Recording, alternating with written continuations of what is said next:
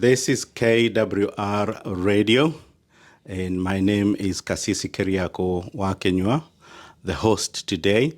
And my guest today is Reverend Gad Mpoyo, whom we have been friends for years. We've known each other since, I believe, in the early 2000.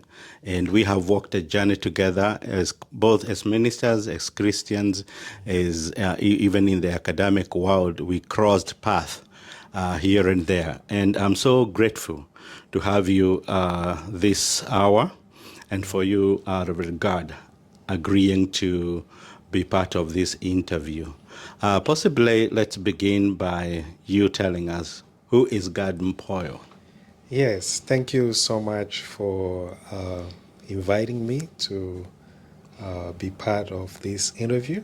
It's an honor and privilege, and I'm looking forward to our time together. So my name is Gad Mpoyo.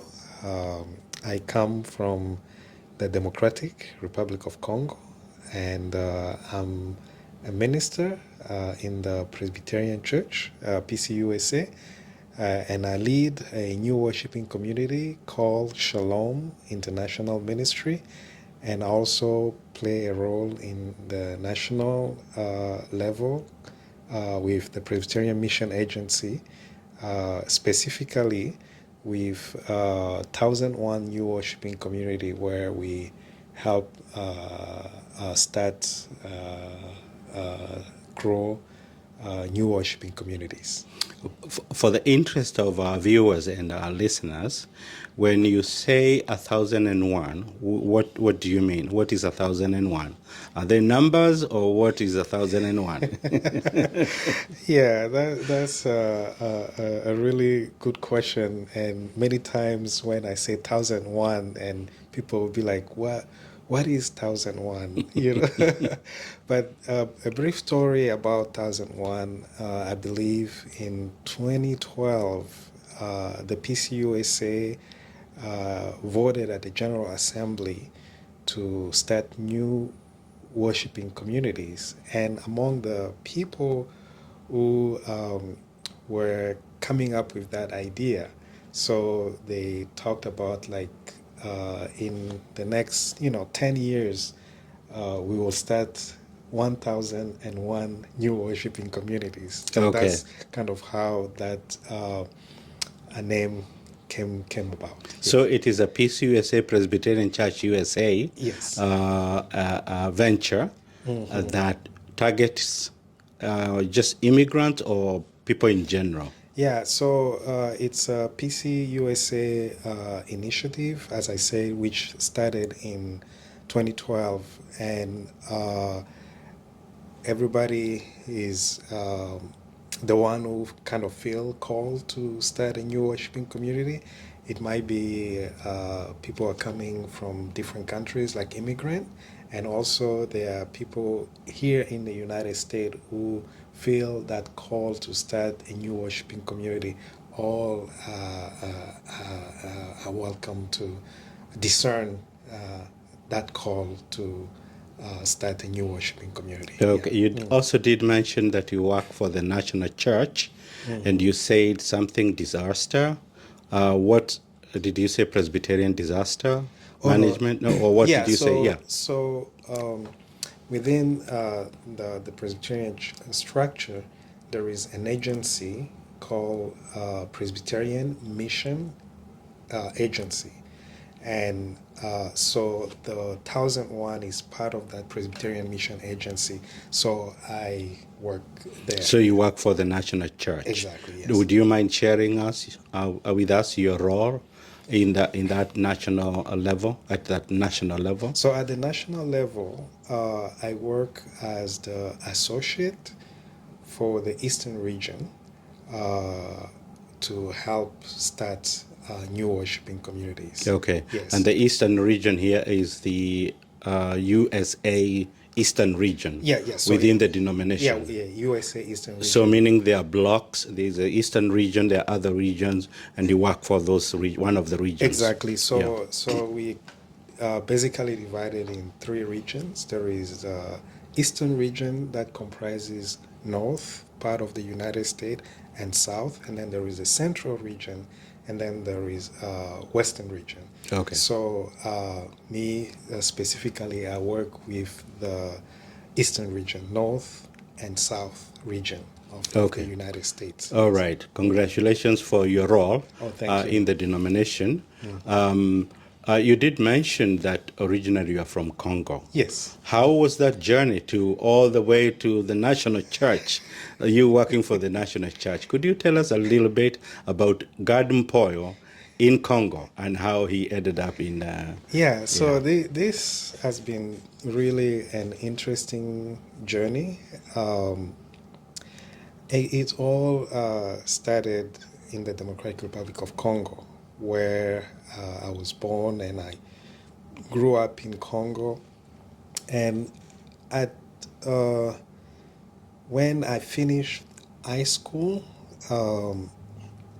there were a couple of things that I wanted to really do in life. So I wanted to go to a technical school and be an engineer. I wanted to go to medical school and be a medical doctor.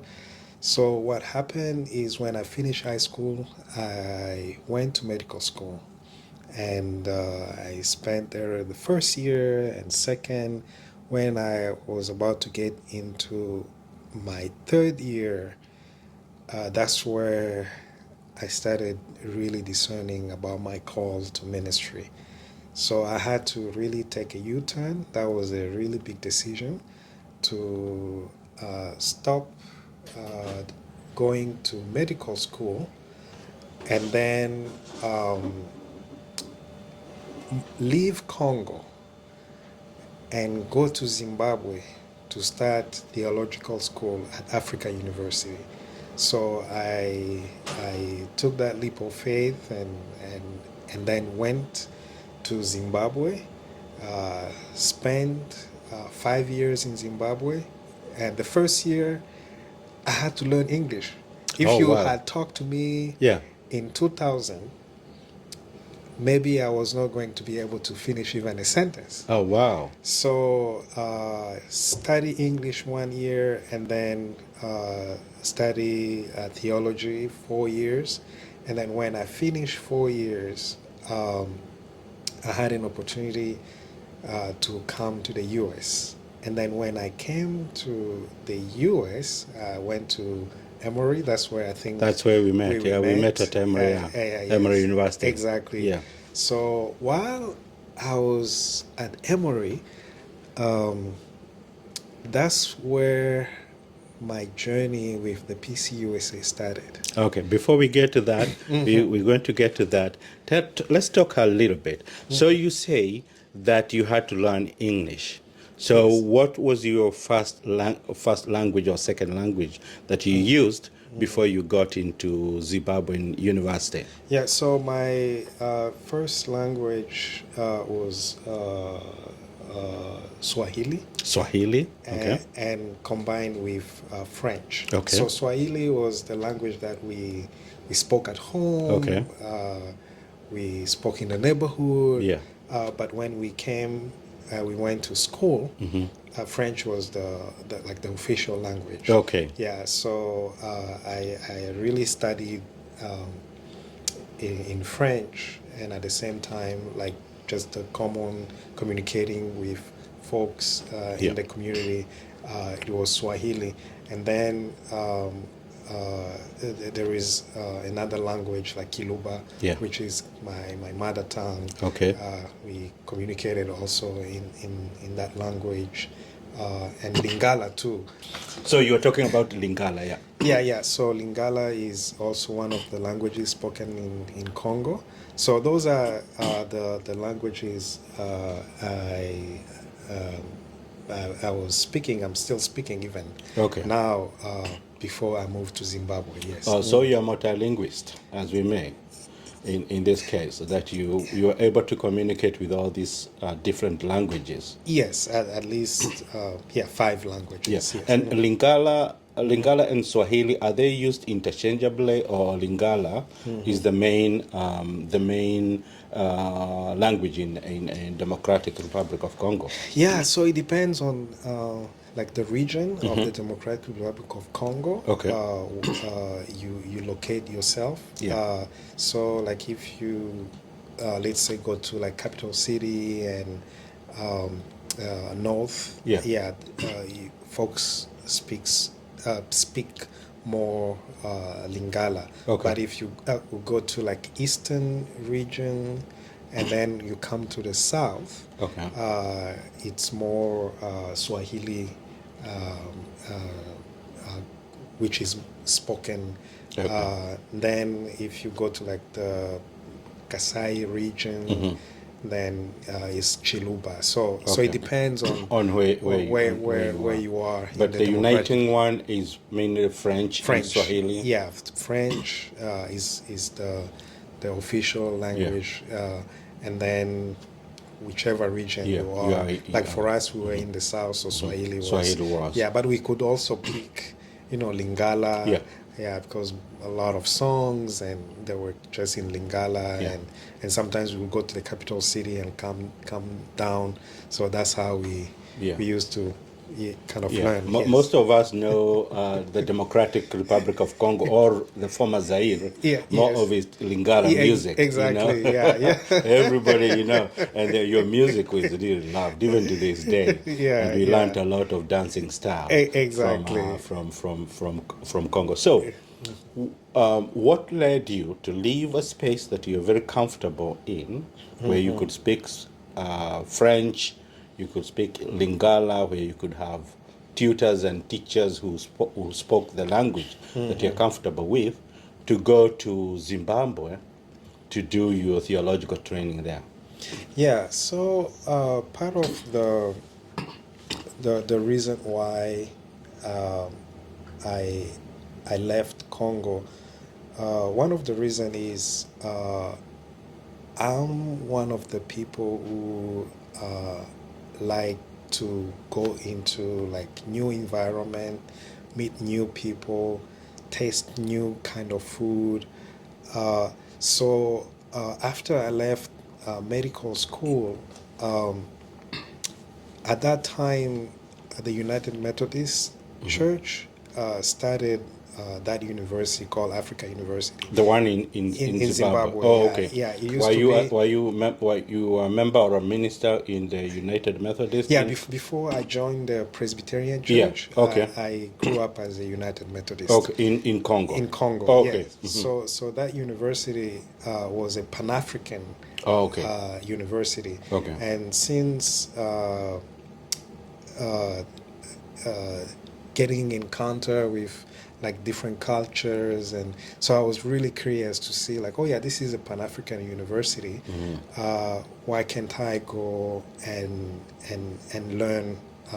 Because I find a lot of riches in terms of like when we learn from different cultures and different meet with different people from different part of the world and even in Africa.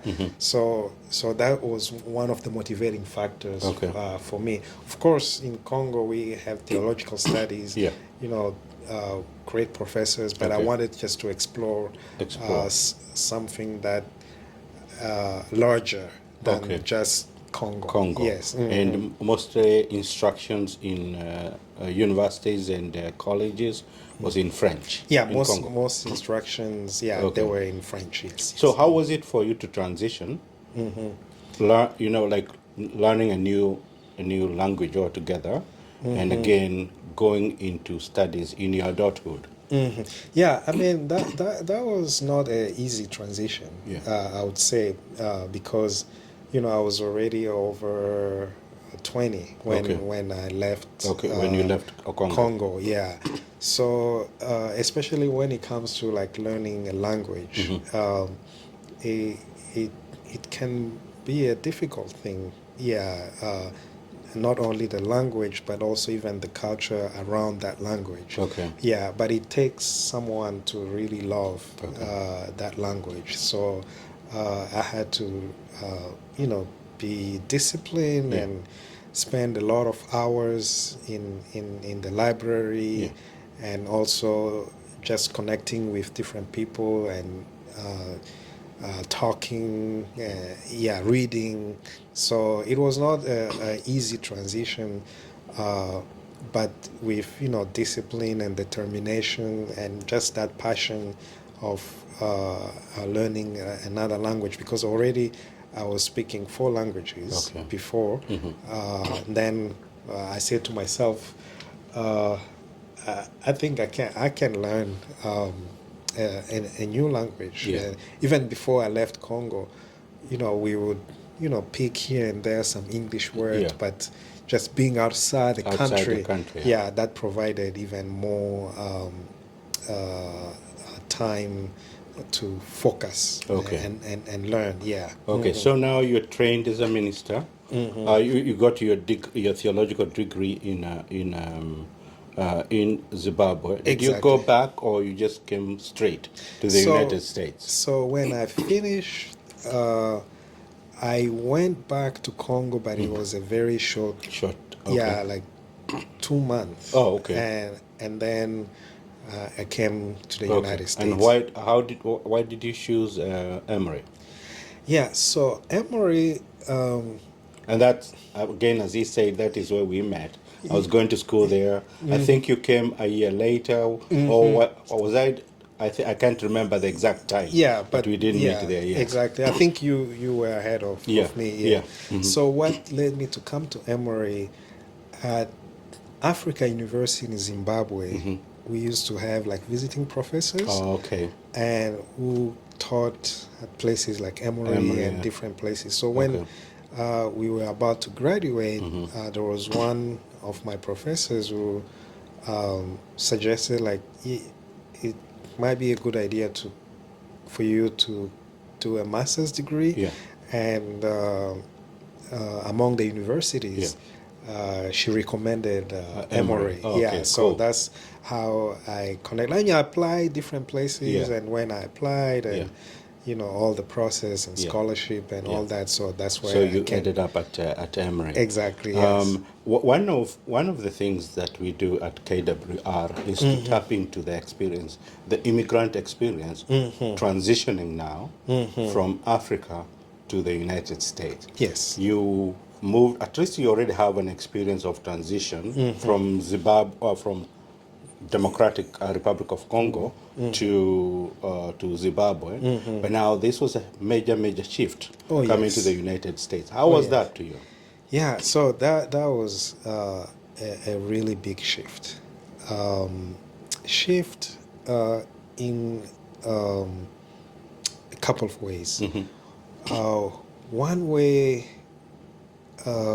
was the view that we always have about the United States, the way it is presented, in movies, news. I know.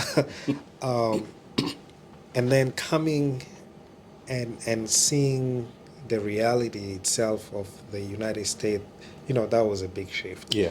And then the other shift, and I can elaborate on those. The other shift was just living from a more communal type of life. Yes. Yeah, even when I left Congo, I went to To Zimbabwe. It was still The same. this kind of similar Yeah. and the same. But coming to the US, Yeah. At first it was like I was just like a drop in Yeah. the big ocean, Yeah. So so I had to really go through that transition Okay. of living from a more communal life where maybe I can go out and talk to my neighbor, Yeah. to just being in my own apartment, Okay. and maybe not even knowing the people who were around, even the language. Yeah. I think the third thing, even though I learned English in Zimbabwe, Yeah. coming here also it felt really like I'm learning another Another another language. I know. Yeah, sometimes you are there and you're like, what did you say? Yeah, I know. It can be a challenge, yeah. Yes, even like Yeah, terminologies and acronyms and yeah, like all those things really made the transition a little bit yeah. challenging, if I Yeah, could say. I'm smiling because one of my friends he told me he walked into a bank, he wanted some services, and he was speaking in English, and the teller said, "I'm sorry, I don't speak Spanish." So you can begin to imagine you are assuming you are communicating. You know, Yeah, not even to interrupt you, but no, no, no. I just remember there. Even there were times when like somebody starts speaking to you and they like say a word. Yeah. Oh, like, okay, are we back to kindergarten? No, I know language has been one of the greatest challenges, Oh yeah, yes. amongst the immigrants. Are there other challenges or other things that you really experience in this transition? Yes, we talked, of course, about language and like culture, um, and I think there is also structure, Okay. like the way just the country Yeah. is structured. Like signs, and Yeah. it's more like self kind of directed. You Yeah. have to You have find to find your way your around way and know around. where at least you have some idea Yeah, yeah, of where you're uh-huh. going. Yeah. Yeah, where you go, yeah. So it's different from, you know, back home, even in the neighborhood. Yeah. You don't know anybody, a place, Yeah. you just say the name Yeah. of and then they'll like, You get directed yeah, you right get there. directed right there. So here when I came, it's like you have to find out Yeah. by yourself. Yeah. And imagine you are new, You knew. Yeah. And Google was not there yeah, at that time. yeah, we didn't have all these, Yeah. GPS and Yeah. all that. So, yeah, it Okay. was really quite a Okay. challenge. So, to get stability and to get some sense of direction, what are some of the resources that you tapped into that that were either volunteered to you or you found them yourself? Resources like people or whatever it is. What are some of those? Yeah, one of the, I would say, biggest resources that I really tapped into was to start building relationship. Okay. The first few months, it was more feeling that I was isolated. Okay. And I say to myself, no, I'm not going to continue like this. It is it. I'm always reminded about the book of Jeremiah. Okay. When they were in exile. Yeah. When that letter came to say, build houses and seek the well-being of that community. Yeah. So for me, it came as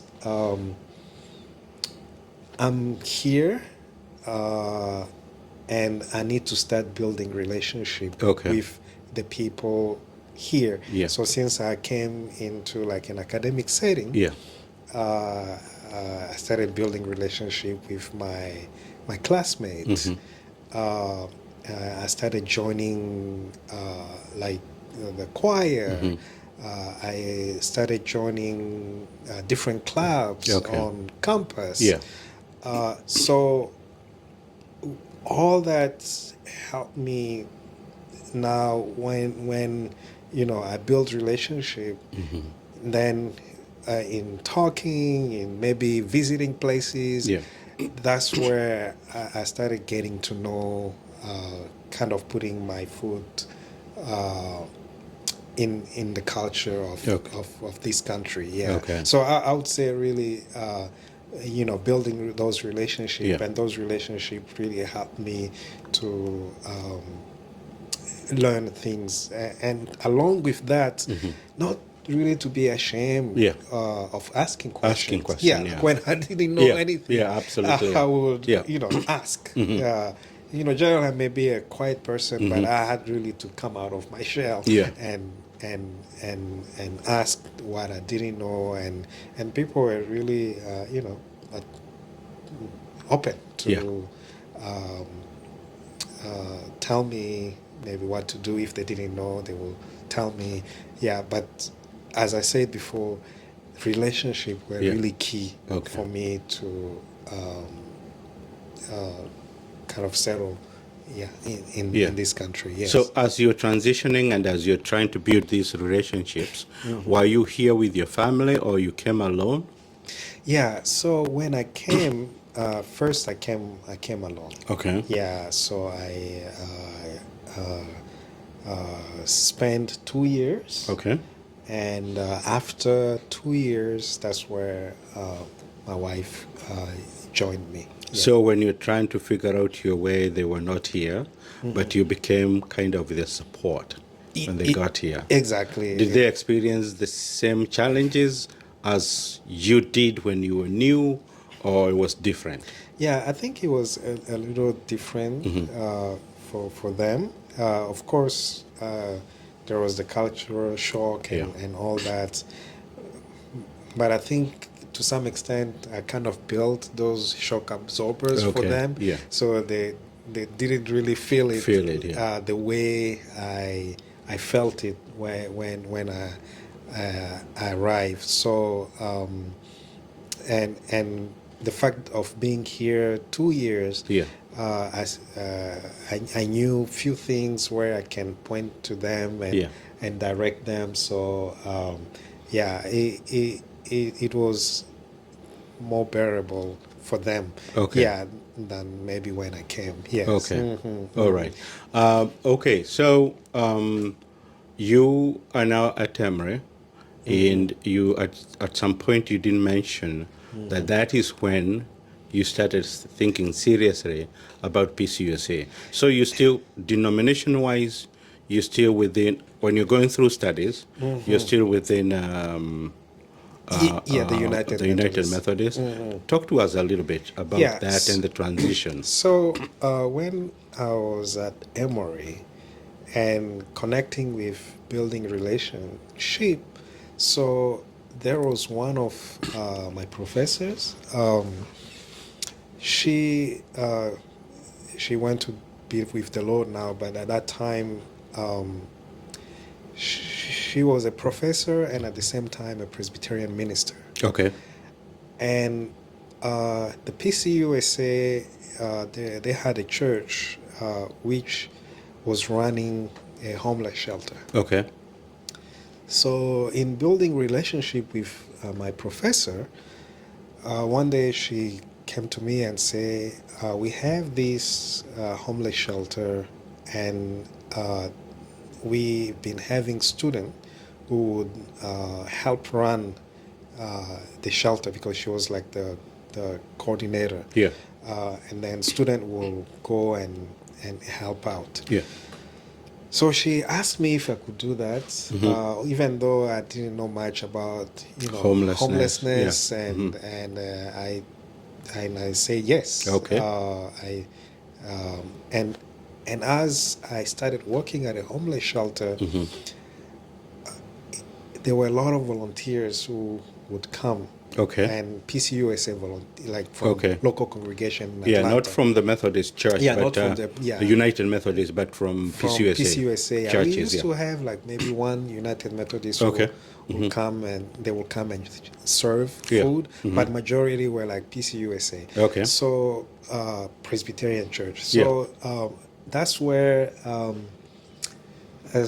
in interacting with them, I started learning a little more about the pcusa. And then at that time, while I was a student and also working for that, a friend of mine from Kenya, actually from Kenya, we met at a conference. Okay. Again, relationship. And then he tells me like, yeah, there is a place called Clarkston. Okay. In Atlanta. There, you might find people from Congo. Oh, wow. At this point in time, you had not met anybody from Congo, or I had like very few. Okay. Yeah, few friends. Yeah. So when one day came, we met in Nashville, and then the time we went back to, we came back here in Atlanta. He called me one day and said, "I'll come pick you up," and then we came. And then went to Clarkston. Okay. Like, I was amazed. I'm like, wow. Did I go back in Congo after 10 minutes? Just a drive from the city center into Democratic Republic of Congo. So I see people speaking Swahili and Lingala, and then I see also people from like different countries. Yeah. So I was just amazed. Okay. And as I was even still at the shelter, then I would share with some of the volunteers, like, there is this community in Clarkston, and I went there, and I'm really passionate. I'm going back there, and we share some of our experiences as immigrant, and the newcomers, help them with transportation and all those kind of things. So one of the volunteers called me and said, "I think what you're doing seems like a new worshiping community." Okay. Because we started gathering, praying together. Okay. And then, so you got to them, you got to the community, and you started gathering them together. Exactly. Oh, okay. So you transitioned. I think that is a very powerful story that we need to hear about. So now you transition, or you still continue working at the shelter as you gather this group of immigrants? Yeah, so I still work at the shelter because it was nighttime. Yeah. And then weekends, I would go to Clarkston, gather folks. And there were even folks from Nepal. I started even learning Nepali. Nepal? Yeah, Nepal, yes. In Asia? Wow. Burma. And then, of course, Congo and Rwanda, Burundi. So we would gather and just pray and then just build those relationships. Yeah. So now, one of the volunteers said, like, what you are doing seems like a new worshiping community. And at that time, she used to be the executive director of the New Church Development. And then it's like, we need to talk. Yeah. And then we started talking, and then she's like, you may start a new worshiping community here. And then I'm like, no, I'm first of all, I'm a United Methodist. I'm not even Presbyterian. I'm not even Presbyterian. I'm barely, learning about Presbyterian. And then she's like, well, we need to pray and discern. So we spent almost 6 months. And we were meeting every week. Every week I would go to the presbytery. We sit, we talk, we pray, and then I share what is happening. And then almost after a year, I felt that call to really formally to be the one now to start to start this, like a church plant. Exactly. To start that new worshiping community, like a church plant. And then there were also some of the students, from Emory, who also came from Africa. So we started together. Even my friend from Kenya that joined you. I was talking about. So when they moved, then I continued with the new worshiping community. And after think a year I studied polity Okay. of the The PCUSA church polity. polity, Okay. and then spent time studying Reform Okay. theology. So since I was ordained Okay. in the United Methodists, Okay. so they just asked me to study those courses, Yeah. and then I went and did an oral exam. Okay. And after, thank God, I passed. Okay. So then I was welcome in the PCUSA, but I had to write also a letter. The exam or letter? No, I had to communicate with the United Methodist Church,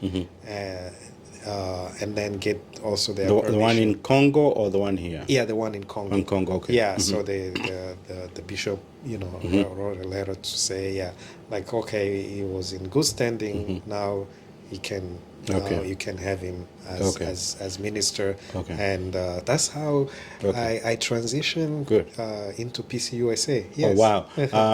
I would like us to talk a little more about now the new worshiping community that is birthing before we come to other roles that you're playing. But we're going to take a short commercial break.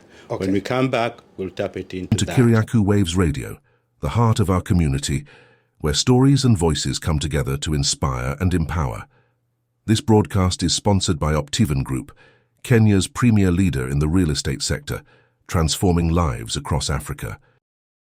Hi there, this is George Washiri, Optivan Real Estate, and we are very excited offering you lifestyle of opulence where Vipingo. The property is only 2.5 kilometers off the roads that is being duoed and only 4.5 kilometers from the ocean. We are doing all these roads by compacted manam roads. We shall plant trees around here. The entire property, we are doing perimeter wall. We are developing a fantastic clubhouse, swimming pool, and this is the best gated community, the entire coastal region. What are you waiting for? Just call us on 0790 300 300.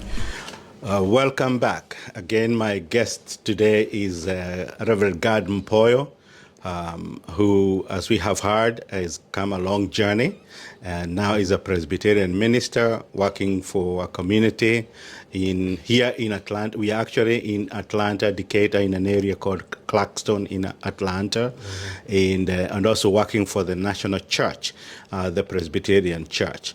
So, my brother, before we went for that commercial break, we are talking about the community that you helped start out of relationships. Exactly. And you keep talking about relationships. What is the importance of relationships in even your transition? How important was that to you? And then we'll move on to the community. Yes, I think relationships are very important, and I look at relationship even in terms of like the way we relate to God and the way God relates to us. I think there is that deep sense of out of those relationships, that's how we really live out the love of God, with one another. Through relationship, that's where we build compassion about one another. Through relationship, that's how even we get to know better ourselves. Because we see ourselves better through the other person. Even that, philosophy, I love to talk about a lot of Ubuntu, where you said Ubuntu. Ubuntu, yes. So there is that component of relationship. It's like I am because we are. Therefore, I am. So my existence is really connected to the existence of the other person. So that's where it's really one of my core values. And when I look throughout my journey. Even where I am today, it's not like because of, I don't know, magic or money or anything like that, but it through a relationship that we've been building. Even you sitting with me today, you know, it's through exactly out relationship. of that.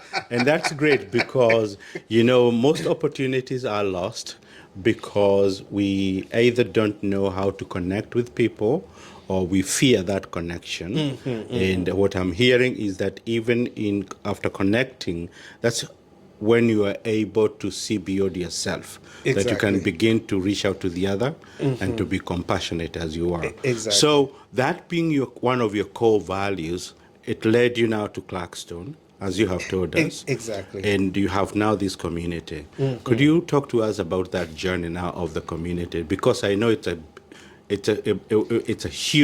was a huge investment that came out of that. Yeah. So talking about the community, first of all, like Clarkston is one of the most diverse city in the United States. It's very small. For instance, if you go to Clarkston High School, you'll find almost students speaking more than 77 languages. Wow. Yeah. 77. Yeah. Wow. You move to Clarkston, you walk for 2-3 minutes, you hear people speaking, you know, different languages or looking different, coming from different countries. So as I was saying, my friend from Kenya introduced me to Clarkston. It was a way where I didn't go in as an expert, but I went in as a learner. You know, that humility to say, oh, let me observe. And then after observing, let's start, you know, build those relationships. And as we build those relationships, that's when we started discerning to say where and asking questions like what is God calling us to be in this community. And as we started, you know, discerning and praying together, one of the key verses was Jeremiah 29:7, which says, seek the shalom of the community, because it is in seeking the shalom of the community you will find your shalom, your well-being, your prosperity. So it's out of that that the new worshiping community started. And when we started, we were just meeting in a different apartment. Yeah, so they will come to my apartment, and then next Sunday we'll go to another apartment. And that fact of gathering, we started to grow, and that's where we moved and started worshiping at church. Like today, yeah, we are here at Memorial Drive Presbyterian. Memorial Drive Ministries. So so the vision and the mission itself is birthed out of the scripture. And then you called it, what did you call yourself? Shalom International. Shalom International Ministry. So it was a way to reflect that God has called us. When we're asking that question, what is calling us to be? God has called us to seek the well-being of this community. Seek that shalom. And the international, it's reflective of, you know, the community that is in Clarkston, and even those folks who come and attend Shalom and part of this ministry. So practically, how did you go about seeking that Shalom within that community that you're building? So practically seeking the Shalom. So we believe that God is calling us to be not only an inward church, but also an outward church. So, of course, we will have our, Sunday worship services, but we also wanted to put emphasis in the community. Okay. For instance, when we have a minute, we can even visit. We have like the after-school program. Okay. So that came out of the kids who were coming. We would give them maybe that scripture to read. You'll see maybe a kid who is in 7th grade, Okay. but they're reading second grade level. Wow. And then we said, well, we are part of this community, and there is this need to help these kids also get to the level of their peers. Yeah. So we started this after school program like since 2014. Okay. And some of the kids now who have graduated and went to college. Okay. So that was one way to really seek the well-being of the community. Even we notice in Clarkston there's so many youth and young adults. Yeah. So instead of just leaving them wandering around, like we look even some statistics, like a lot of crime is happen like weekend and between like 6 and 10 p.m. Okay. So we said no, we need to find a safe space for these kids. Okay. Yeah, so they will come, we go pick them up, we take them different places, and create that safe environment where not only we teach the scripture, but we help them also to kind of make meaning of their lives as they transition, help them even imagine possibilities for their future as they settle in this country. So those are just few examples to how we embody that seeking the well-being word of community. Yes. Yeah, I think I don't want to this, but I think I'll have to ask it, even though it's a leading question, because I do know that this majority of these kids we are talking about were coming from spaces outside of the United States that were not very safe spaces, right? Yes. So many of them have come to the United States as refugees. Okay. We have some majority, they've come like Congo, but via like they spent a couple of years in places like Uganda, even Kenya, Tanzania. They were staying in those refugee camps, fleeing from, war that has decimated, the country. Yeah. And then there are some kids who came from places like Bhutan or Nepal.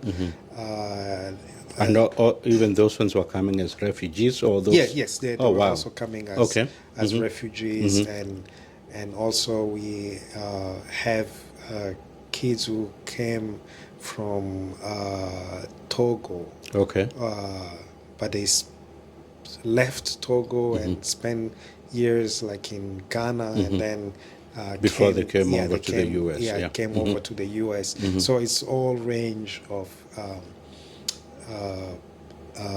people, young kids, even adults, finding refuge and settling in the United States. So in a big way, you are also bringing meaning and value to these kids who were coming from some of most hopeless situations.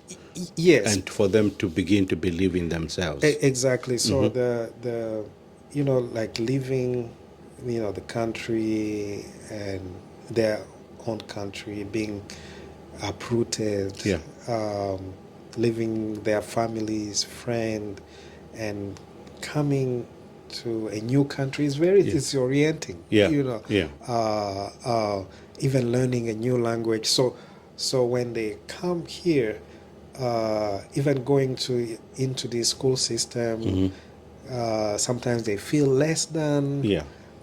Sometimes they feel like they are behind. So now and what you were saying, like they lose even meaning, like their identity. Yeah. Kind of asking themselves who they are, where Yeah. they've come from, and what is even the meaning of or purpose of their lives. Yeah. So when we gather with them, we are helping to recapture that. Yeah. And it's quite amazing when I look, when we started in 2012 and now we are in 2024. Close to 12 years ago. 12 years, Oh, wow. yeah. So Of there's ministry. so many youth who have come through Shalom, graduated. Now they are working. Okay. Different professions. Wow. And it's just rewarding to see what God is really doing through this ministry. Yeah. Yes. Do they come back, those who are successful and they go out, do they ever come back to these spaces? Or do you reach out to them yourself? Yeah, so it goes like both ways. And one of the things it took me time to understand, because Clarkston is very transient. Like people come, we work with them, and then Yeah. they go. Okay. At first, I used to be sad. Oh, yeah. And then I realized, no, that's Yeah. part of Yeah. the Great Commission. God Yeah. gathers us and then send us. Yeah, like absolutely. they come and Yeah. then God send them Yeah. into the world, and then they come again. Like Yeah. some, they still come back. Okay. Now some they may not come back physically, but we have extended our ministry. We do as they move out. Yeah, we do like these online services, Okay. and they keep joining. Okay. And they also participate financially, Oh, like okay. they contribute and Okay. help the ministry. Okay. So so it's that coming and going. Some come back, some from a distance, and some they don't come back, but we are glad because they are sent. They're sent into the world, and you did your part at when they really needed you. Exactly, at that point in time. exactly, And I think that is basically what Shalom is about. So how would people connect with Shalom International if they wanted to know more about you? Because this is a very powerful story of what God can do and what He has done through you and others. Yeah, so there are different ways to connect with Shalom through social media. Okay. If you go to Facebook or Instagram, you just type Shalom International Ministry. It will. It will show up. Yeah, it will show up. Okay. Another way also to connect with us. You can go to our website. Okay. You just go to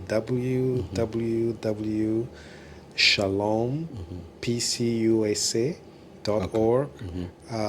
It's another way to connect. Or if you just type Shalom International Ministry, it will pop up. Yeah. Google will just bring Wow. it on top. So those are different ways that they can connect. Even when they go to our website, there is a phone number. Okay, and they can call and connect. Call and connect. Yes, yes. Well, thank you for sharing that powerful story. Thank you. So that is the same story now that you've continued building up on in terms of now moving up to the national. I believe we have a few minutes. Could you also talk about that now, how that has grown and how that has influenced you to work for the national church? Yeah, so So after, working a couple of years with, Shalom, under the 1001 New Worshiping Community. So one of the things I felt called to has been not just to limit, but what can I continue to offer to other communities that feel called to start new worshiping communities based on the experience that we had at Shalom. Context might be different, but the fact of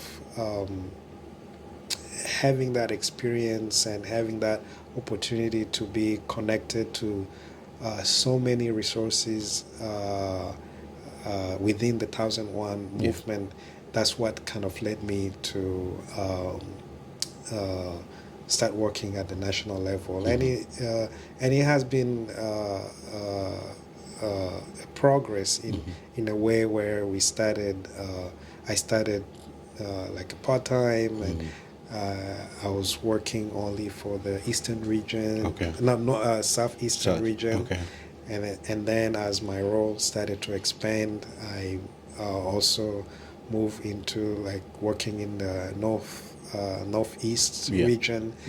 And then there was one thing very important I think I would like to mention. Part of expanding this role is when you look at 1001 New Worshiping Community, 40% of those new worshiping communities are like people of color. And most of them are immigrant. But still, there was not much specific to work with those immigrants.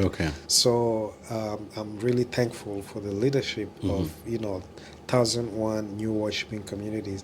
Even the Presbyterian Mission Agency itself, it has also another department that also work with immigrant in general. But 1001, we focus more on new worshiping communities. So we kind of collaborate and really put an emphasis on immigrant new worshiping communities, which is also part of my role. That's one of the reasons why in April we came to California and did the Inspire event. As a matter of fact, there is another one that is coming in Cincinnati. Yeah, I saw that. Yeah, so I saw that. Unfortunately, I will not be able to join you on that. But I did see the invitation. So going back to your question, those were really reasons that led me to start working for the national level. So you just talked about Inspire, the movement is now, which you did in California maybe a few weeks ago. What other things do you specifically do as Gad Mpoyo within that associate position? So with the associate position, the couple of things that I do, one of them is working with presbyteries in the eastern region, because there are presbyteries that have new worshiping communities or would like to start new worshiping communities. So we work with them to kind of help them think and discern what are the best practices to start those new worshiping communities. Now, another role also that is key to what I do is I'm kind of a bridge where there might be someone Okay. in the eastern region who feel the call to start a new worshiping community. It's like I'm kind of the first stop. You know, Okay. they will come, and then I'm like, oh yeah, we talk, and then I'll point them to like, okay, you can now talk to one of my colleagues. They will do an assessment, or there is this other colleague who will help you with coaching, or there is this training that is important maybe for financial sustainability. So I really help connect and walk alongside new worshiping community leaders as they start and as they grow, and also help them even build relationship with presbyteries, because sometimes there might be some misunderstanding A lot. between Sometimes it does. Yeah, I know. between presbyteries and new worshiping communities. Yeah. So being kind of that catalyst and bridge to so those are really my main roles. You know, of course, there are the administrative.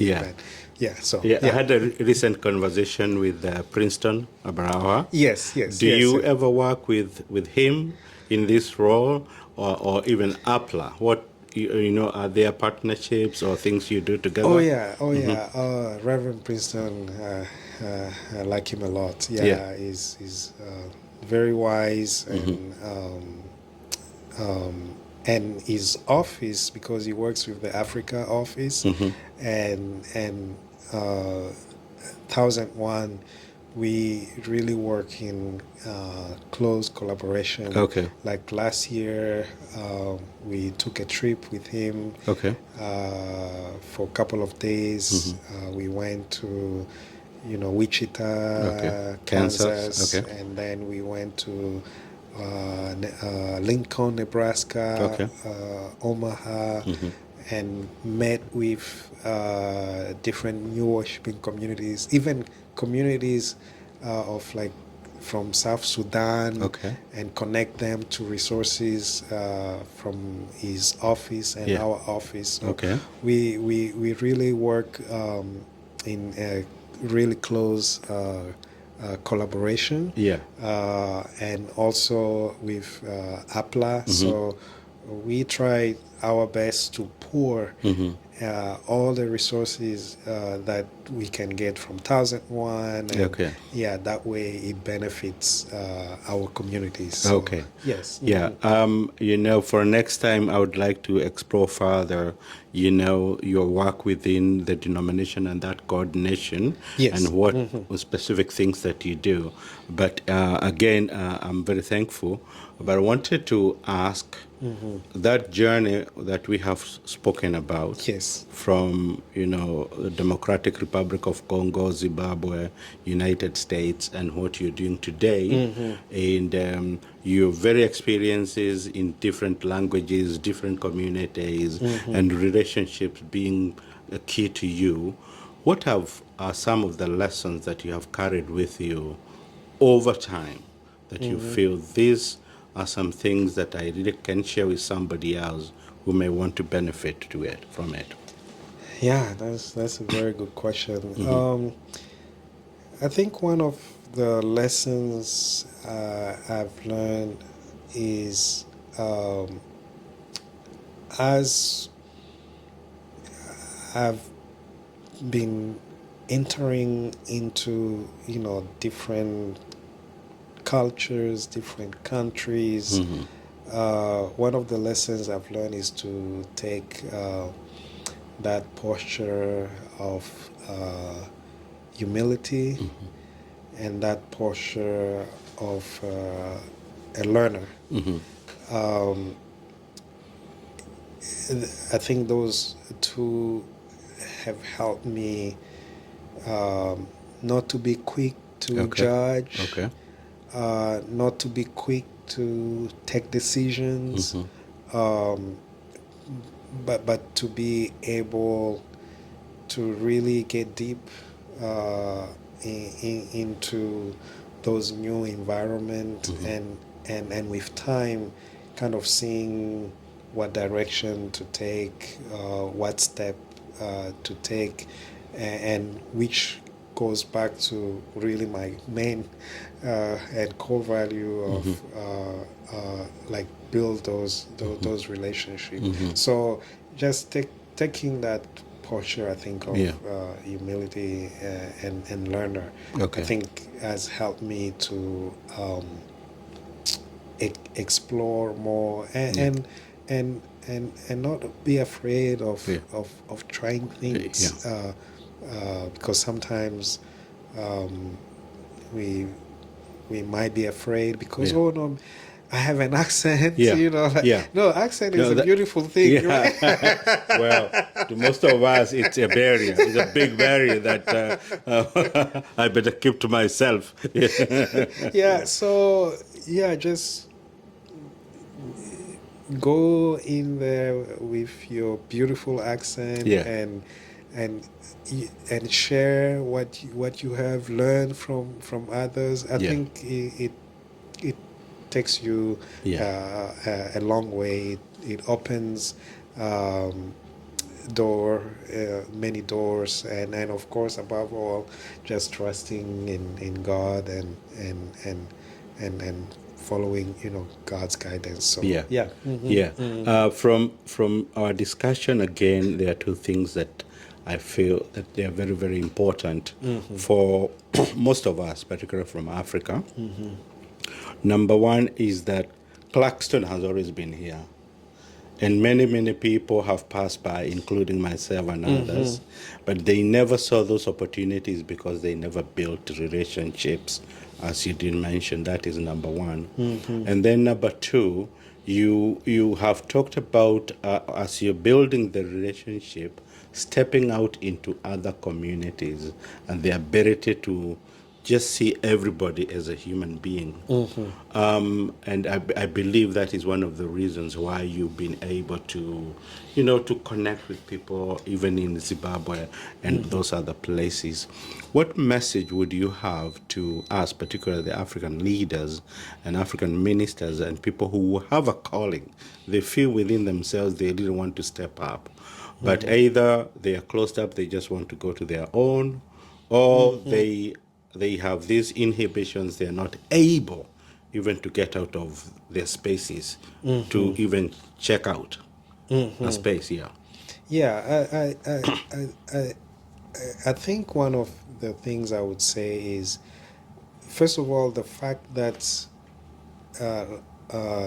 we are talking about our African ministers, the fact that they left their countries and came into the United States, that's already a huge step. It's an act of faith. And even learning like the language for those who didn't come from English-speaking countries, even from the English-speaking countries, just learning about the U.S. Those are already like huge steps that they have made. So what I would really encourage them is to go beyond and explore more, because there are so many things out there and so many opportunities to do ministry. So instead of just staying inward, just go out and build those relationships. It doesn't mean that all those relationships will continue. There will be some will be seasonal and all that. But the most important thing is, in every season, in every step that we go out and get out of that box, where we are comfortable, it just leads us to discover new things. So that's maybe one of the things I would really encourage our African fellow ministers, to step out and see what God is doing in there and join. Yeah. Yeah. I know that your office, and you've talked about the 1001, it's broad. It's not, targeting the African. You did say from the beginning, you have all these people who are willing to step out and do things. Yes. But I still feel that we have a role as African leaders also to continue encouraging our people. What does the future look like for the African Immigrant Church in pcusa? Yeah, I think there is a bright future. Okay. For the African immigrant churches in the pcusa, and why I'm saying that, first of all, on the national level, we have a representative, Reverend Princeton Abarwa, specifically to work with African Presbyterian churches. That's how even under his leadership we started APLA. Okay. And then structurally also, there are so many resources that are available, either through his office, even through 1001. I'm talking about grants that can help. They are available, and that can help our African communities. Grant to start new worshiping communities.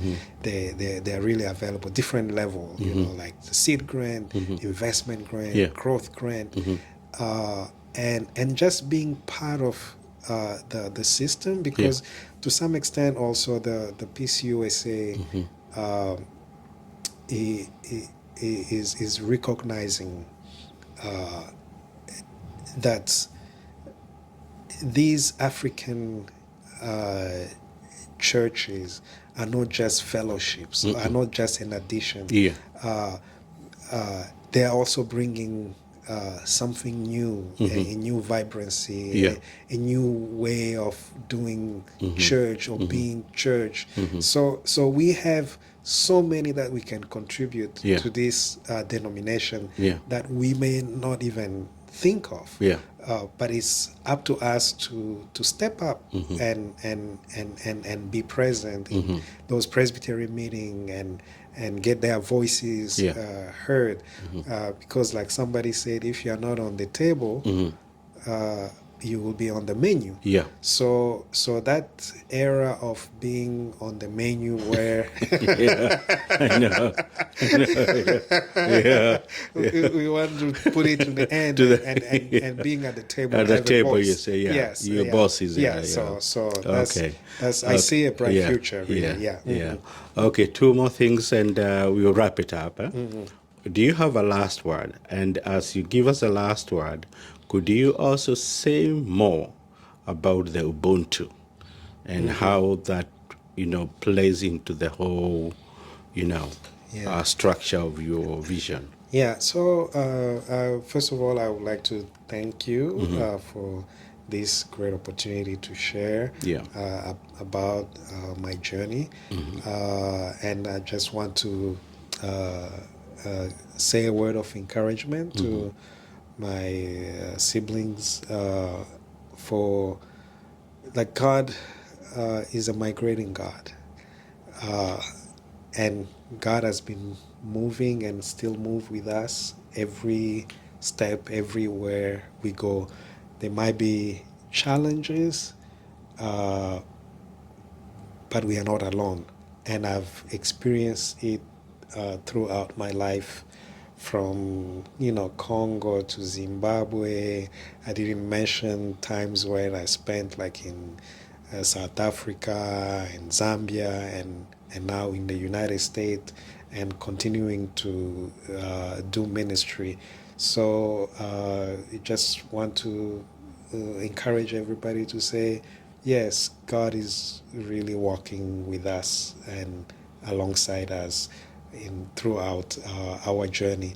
And talking about Ubuntu, it goes back to really that relationship I was talking about. It's deep philosophy that I cannot really capture in